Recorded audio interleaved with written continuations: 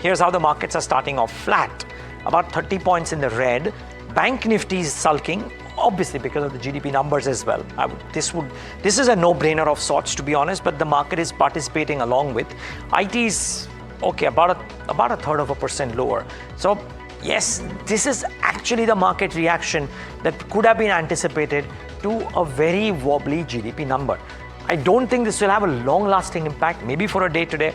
Let's wait and watch. Let's get the heat map up on the screen and see how the large caps are doing.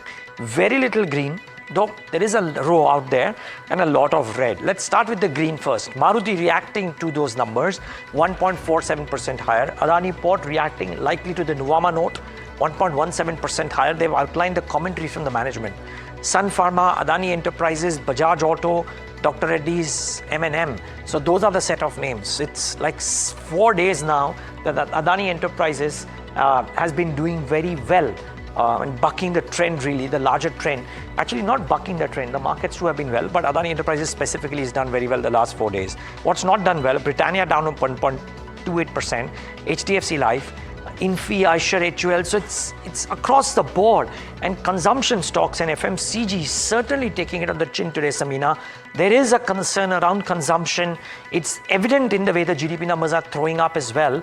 And clearly the stocks are facing the heat. For good reason, right? I mean, we've seen those in earnings as well in the previous quarter, where there is a very obvious slowdown. Manufacturing as well as declined. Private spending is not picking up. So there are lots of factors that have impacted the GDP number, and hence the sentiment on the street this morning. In the broader market universe, while the Nifty is trading with a cut of 0.3%, but like Neeraj said, we cannot rule out the fact that there could be a recovery as soon as today itself, really, because the markets will digest this and move on very quickly, because all the precursor data that came in before the GDP data was pointing to a slowing economy one way or the other. Broader markets are doing better than the benchmark, so that's a good thing. Nifty 500 is down 0.2%. Small and mid-cap space is trading with a marginal flattish sort of trade this morning. Stock of the morning is Adani Green again. After 23% up move on Friday, this morning it's up another 6.5%.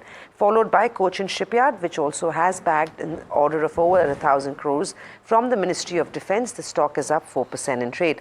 Let's quickly take a look at KEC International. That also should be seeing an up move in RVNL on order wins. Both those counters are looking good. KEC is up 1.5%.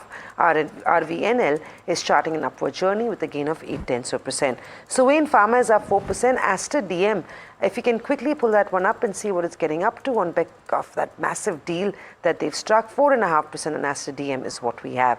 Cipla, while we are at it, it was a stake sale that came from Samina and Rumana Hamid. The counter is trading lower, 0.6% off on the counter. So not too bad, but trading with a downward bias is what we are picking up on in early minutes of trade. While Dixon, of course, is up and about, Amber Enterprise is also playing catch up, 3% higher, 2.5-3% on Dixon. Amber trades the gain of 3% nearly. Natco Pharma is up 2%. Biocon also should be one to track in early trade. They have managed to get a USFD approval. The stock is up 1.5%. MCX looks good. Dalmia Bharat trades higher. Take a look at auto counters. If you can just list all of them out, should give us a sense of what's happening. Hero Motor is down. Maruti and TVS reported numbers that beat street expectations. There you go. That's the auto majors. Maruti, TVS looking good. Bajaj Auto higher. M&M also trading higher. The rest of the auto pack is seeing some weakness. Ola Electric is down 5%. Greaves Cotton is up 5.5%. Home First Finance, on back of a very large block deal that hit the street, is seeing a big cut as well this morning, nearly 6% down on Home First Finance. So 17% block is expected on the company by the promoters. The stock is seeing significant weakness on back of it. So all in all, largely on expected lines. There's nothing that is, come in as a surprise as we see it this morning.